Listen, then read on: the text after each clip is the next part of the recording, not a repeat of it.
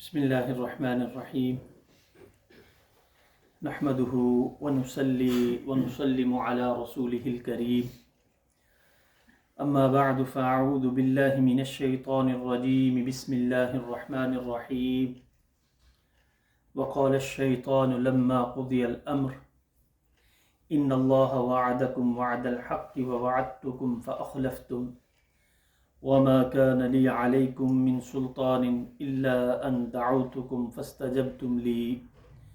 فلا تلوموني ولوموا أنفسكم وما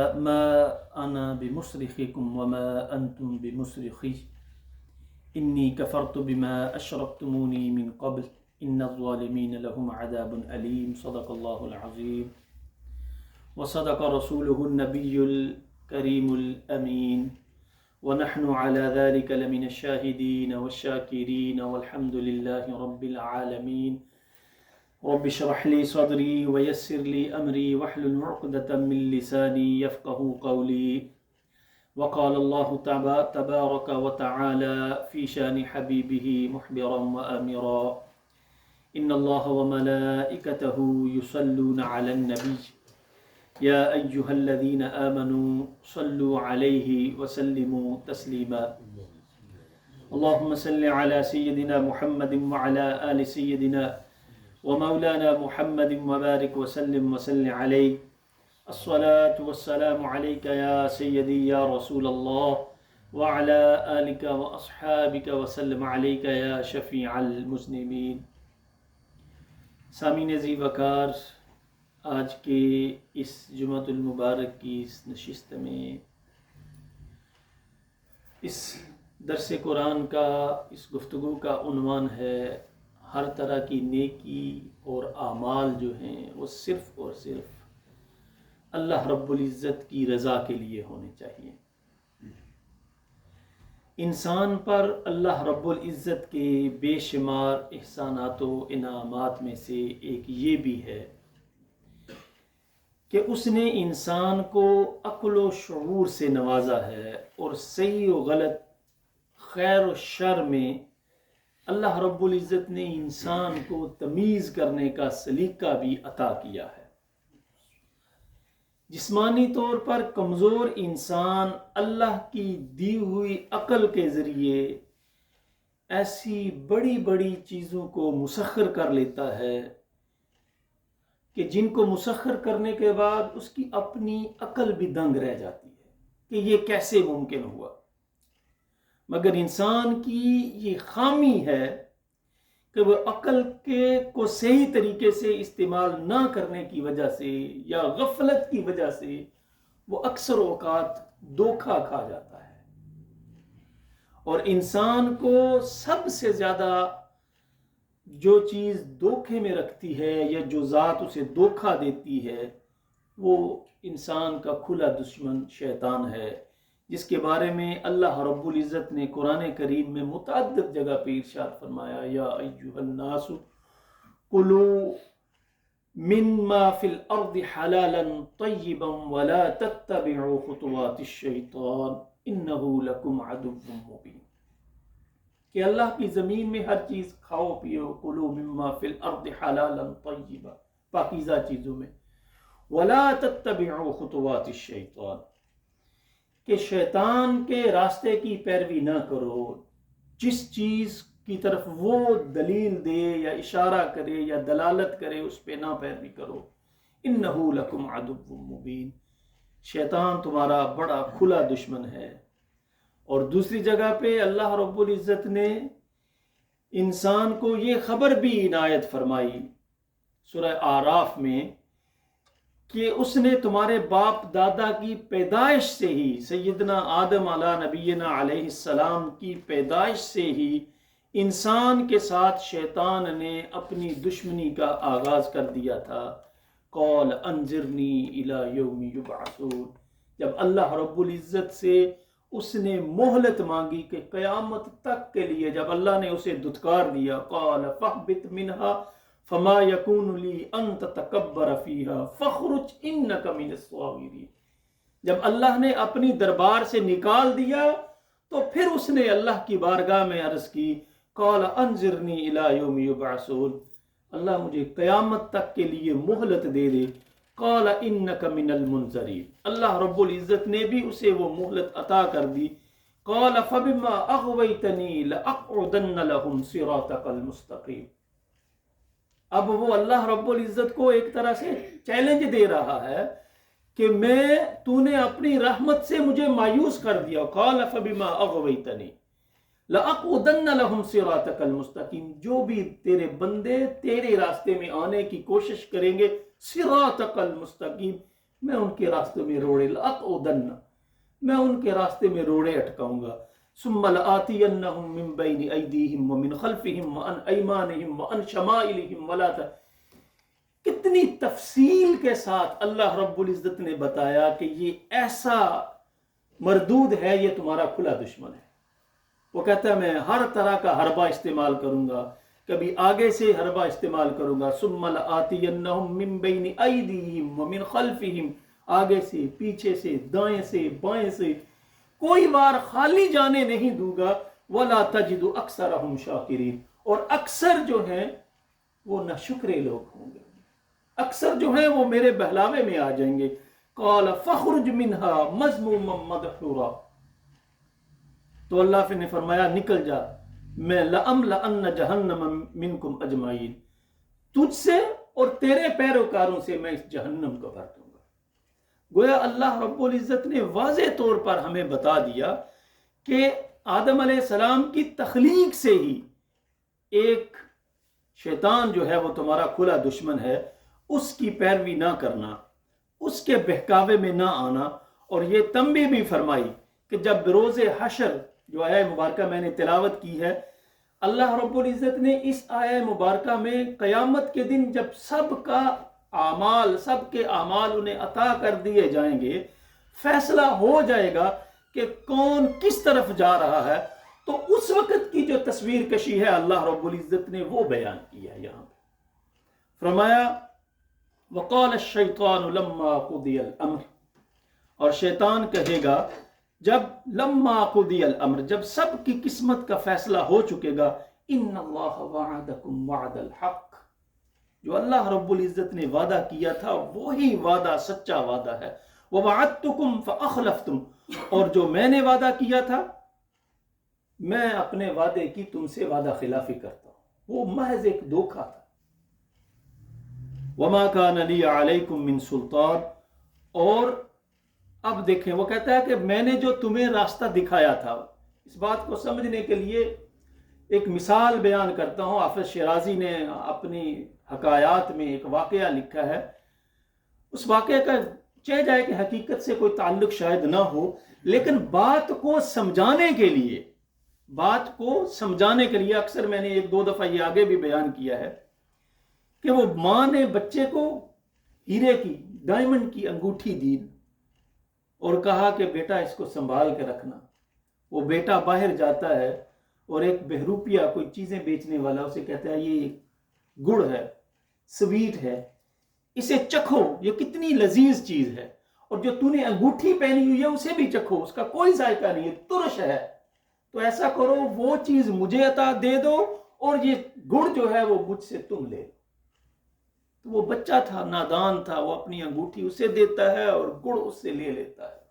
گھر آتا ہے اور آ کے ماں کو بتاتا ہے کہ اس طرح کا میں نے بڑا اچھا سودا کیا، ایک میٹھی چیز لے لی اور ایسی چیز اسے دے دی جس کا کوئی ذائقہ نہیں تھا،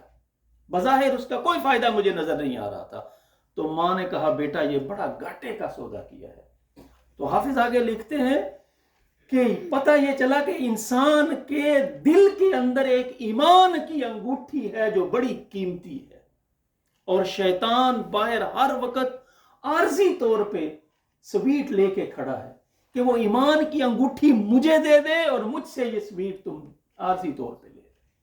اور انسان اس کے بہکاوے میں آتا ہے اور اپنے ایمان کو دے. اسی چیز کو بین ہی اللہ رب العزت قرآن کریم میں فرماتے ہیں کہ اس دن شیطان کہے گا وما کان لی علیکم من سلطان، میرا تو تم پہ کوئی زور ہی نہیں تھا، الا ان دعوتکم فاستجبتم لی، مگر یہ کہ تم نے کفر کی، میں نے تم کو کفر کی دعوت دی، فاستجبتم لی، تم باگے باگے چلے آئے، تم نے کہا بڑی میٹھی یہ چیز ہے، فلا تلومونی ولوموا انفسکم، مجھے نہ ملامت کرو۔ اب اللہ رب العزت نے تجھے عقل دیا تھا، اللہ نے تجھے بتایا تھا، قال انظرنی الی یوم یبعثون،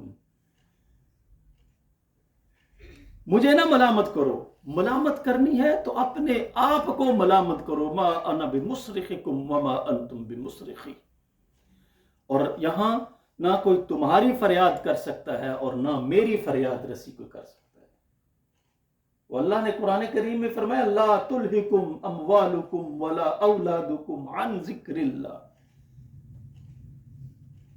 کہ دو چیزیں تمہیں اللہ کی یاد سے نہ غافل کریں، وَمَنْ يَفْعَلْ ذَلِكَ، اگر ان دو چیزیں مال اور اولاد، ان دو چیزوں کی وجہ سے تم اگر غافل ہو گئے فَأُولَئِكَ هُمُ الْخَاسِرُونَ، یقین کرو تم نے گھاٹے کا سودا کر لیا، تم خسارے میں پڑ گئے۔ وَأَنفِقُوا مِمَّا رَزَقْنَاكُمْ، کیا اللہ نے خوبصورت تصویر کشی کی ہے یہاں بھی، وَأَنفِقُوا مِمَّا رَزَقْنَاكُمْ مِن قَبْلِ أَن يَأْتِيَ أَحَدَكُمُ الْمَوْتُ، موت سے پہلے پہلے جو کرنا ہے وہ کرو۔ فَيَقُولَ رَبِّ لَوْلَا أَخَّرْتَنِي إِلَىٰ أَجَلٍ قَرِيبٍ فَأَصَّدَّقَ وَأَكُن مِّنَ الصَّالِحِينَ، جب موت کا غرغرہ آئے گا پھر انسان اللہ اب تھوڑی سی تو مہلت دے، فَأَصَّدَّقَ وَأَكُن مِّنَ الصَّالِحِينَ، نیک اعمال کروں، صدقات و خیرات کروں، نیک لوگوں میں ہو جاؤں۔ وَلَن يُؤَخِّرَ اللَّهُ، اللہ کہتا اب مہلت نہیں بھی نہیں، ما انا بمصرخکم وما انتم بمصرخی، اب نہ تمہاری کوئی داد رسی کرنے والا ہے نہ میری کوئی داد رسی کرنے والا ہے۔ انی کفرت بما اشرکتمونی من قبل، اور میں اس بات کا انکار کرتا ہوں اس امر سے کہ تم نے مجھے شریک بنایا۔ ان الظالمین لهم عذاب الیم، اور جو ظالم ہیں ان کے لیے دردناک عذاب ہے۔ اور اس آیہ مبارکہ کے تحت ایک حدیث آتی ہے، مختصراً اس کو بیان کرتا ہوں اور گفتگو کو سمیٹتے ہیں۔ آقا علیہ الصلوۃ والسلام نے ارشاد فرمایا کہ قیامت کے دن حضرت عقبہ بن عامر رضی اللہ تعالیٰ عنہ اس حدیث کے راوی ہیں کہ نبی اکرم صلی اللہ علیہ وآلہ وسلم نے ارشاد فرمایا اولین و آخرین کو اللہ رب العزت میدان حشر میں جمع کرے گا، جمع کرنے کے بعد ان کے درمیان جب اللہ رب العزت فیصلہ فرما دے گا، جیسے میں نے پہلے گزارش کی کہ اللہ جب فیصلہ فرما دے گا جنت والے جنت میں چلے جائیں، جہنم والے جہنم میں چلے جائیں، تو اس وقت اہل ایمان کہیں گے کہ اللہ نے ہمارے بارے میں فیصلہ فرما دیا، اب اللہ کی جناب میں کون ہے جو ہماری شفاعت فرمائے گا؟ تو اس وقت لوگ انبیاء کے پاس جائیں گے، حضرت عیسیٰ علیہ السلام، فیقول عیسیٰ علیہ السلام ادلکم علی النبی الامی، تو فرمایا کہ عیسیٰ علیہ السلام میری طرف نبی امی کی طرف اشارہ کریں گے کہ یہ وہ ذات ہے جو اللہ کی بارگاہ میں شفاعت کر سکتی ہے۔ فَيَأْتُونِي فَيَأْذِنُ اللَّهُ لِي، کہ وہ لوگ سارے میرے پاس آئیں گے اور میں اللہ کی بارگاہ میں مجھے اجازت ملے گی ان اقوم فیسور مجلسی، کہ میں کھڑا ہو جاؤں اپنی امت کی شفاعت کے لیے۔ فیسور مجلسی من اطیب ریح شمہا احد حتی آتی ربی، کہا کہ جب میں کھڑا ہوں گا تو اللہ رب العزت اس مجلس سے ایسی خوشبو عطا کرے گا کہ اس سے قبل وہ خوشبو کسی نے نہیں سونگھی ہوگی۔ تو پھر کیا؟ میں اللہ کی بارگاہ میں آ جاؤں گا، حتی آتی ربی، میں اللہ کی بارگاہ میں حاضر ہو جاؤں گا۔ فَيُشَفِّعُنِي وَيَجْعَلُ لِي نُورًا مِّن شَعْرِ رَأْسِي إِلَى ظُفُرِ قَدَمِي، کہ میں اللہ کی بارگاہ میں شفاعت کروں گا اور میرے سر کے بالوں سے، میری زلف عنبرین سے لے کر پاؤں کے ناخن تک نور ہی نور ہو جائے گا۔ اور پھر ثم يقول الكافرون قد وجد المؤمنون من يشفع لهم، اللہ رب العزت میری شفاعت کو قبول فرمائے گا۔ اب کافر لوگ، منکر لوگ وہ یہ کہیں گے کہ مومنین جو ہیں انہوں نے تو اپنا شفاعت کرنے والا ڈھونڈ لیا ہے۔ وَيَقُولُ الْكَافِرُونَ قَدْ وَجَدَ الْمُؤْمِنُونَ، مومنوں کو تو مل گیا ہے من یشفع لہم، جو ان کی شفاعت کر رہا ہے، فمن یشفع لنا فیقولون ما هو غیر ابلیس هو الذی اضلنا، تو اب وہ کہیں گے ہماری کون شفاعت کرے گا، اور ہمیں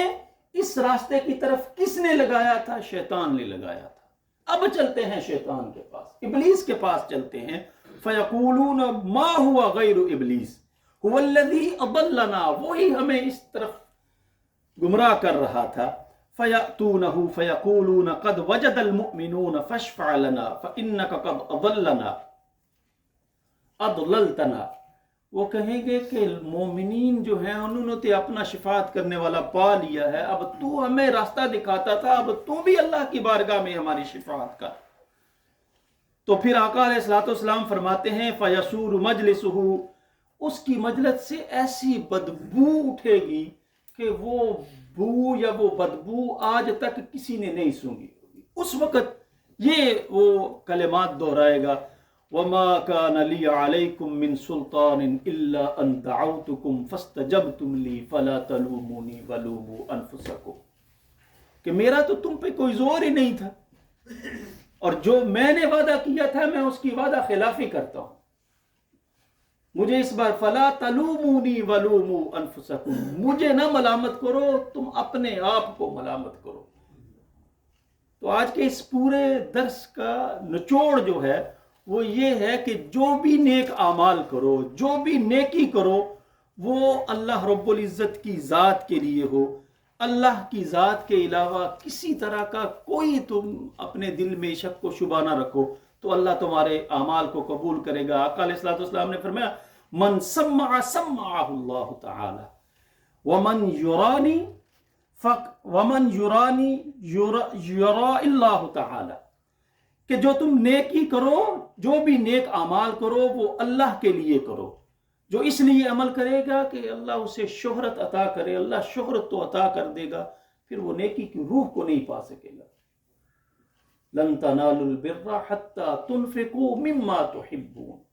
جب تک کہ سب سے قیمتی چیز بارگاہ خداوندی میں نہیں لے کے آؤ گے، اللہ رب العزت تمہیں کمال درجے کی نیکی نہیں عطا کرے گا۔ دعا ہے اللہ ہم سب کو عمل کی توفیق عطا فرمائے۔ وما توفیقی الا باللہ وآخر دعوانا ان الحمد للہ رب العالمین۔ سنتے ادا فرمائے۔